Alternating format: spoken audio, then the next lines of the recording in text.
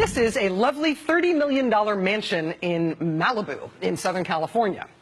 This is a bejeweled glove that Michael Jackson wore on the tour to support his album Bad. It's a crystal-encrusted Michael Jackson glove. Same guy who owned the jagillion-dollar mansion and Michael Jackson's bejeweled glove also owns all of these cars, which are very nice cars. And it's not just Porsches and Ferraris. He also owns some of the rarest cars in the world, including some Swedish thing called a Koenigsegg. I think that's how you say it. Koenigsegg. Koenigsegg. He had one that was one of only 7 ever produced. It cost something like $3 million for a car. Same guy owned all this junk. The mansion, the rare cars, Michael Jackson's bejeweled glove. He also apparently owned 6 life-sized Michael Jackson statues. Not all that big, actually. Michael Jackson wasn't all that. Anyway, all the same guy. And this is the part where I tell you the good news, that the guy who owns all of this stuff is not the latest announced nominee for the Trump cabinet. No, it is the vice president of a country called Equatorial Guinea. His dad is the president. He's the longest-serving president of any country on earth. He's been in power for 36 or something years. Last year, he appointed his son to be vice president, and so the son got famous for something other than having Michael Jackson's bejeweled glove. Equatorial Guinea is one of the poorest nations on earth. 3/4 of the population lives below the poverty line. Most of the country lives on less than $2 a day. But Equatorial Guinea has oil, a lot of it. And starting in the mid-90s, they started getting huge royalty checks from oil companies who were pumping oil out of that country. And because of that oil money, on paper, Equatorial Guinea is doing great.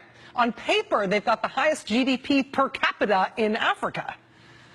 But none of that money gets to the people. Over 3/4 of its population is below the poverty line. The government spends less on education and health than even the rest of sub-Saharan Africa. But for the ruling family, things have never been better. This past April, the country held an election, and that longest-serving president in the world, he won with 94% of the vote.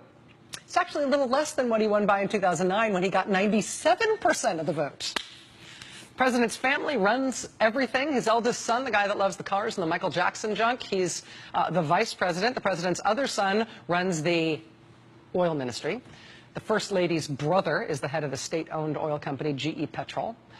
And as that family has made itself fabulously wealthy off the resources of that country, while the people of that country starve, it's now newly relevant here in our politics that the company that handed over all the money, the company that pumped all that money into Equatorial Guinea, the biggest oil company in the country, the company that brought the first oil field there into production in 1995, that company is, say it with me now, Exxon. Still does business there. Their own website, they brag about being the largest oil producer in that country. They are partnered with the state-run oil company run by the First Lady's brother.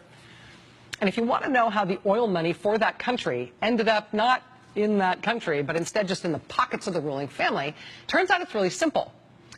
Turns out when Exxon would pay Equatorial Guinea for allowing them to operate there and pump oil there, they would dump millions and millions and millions of dollars into the ruling family's personal Riggs bank account in Washington, D.C. Right through 2004, they were doing that when U.S. authorities discovered that bank account, and that became the subject of a U.S. Senate investigation. And that is now newly relevant because the guy who is maybe going to be our next Secretary of State was the CEO of Exxon when they were funneling money into the president of Equatorial Guinea's private account.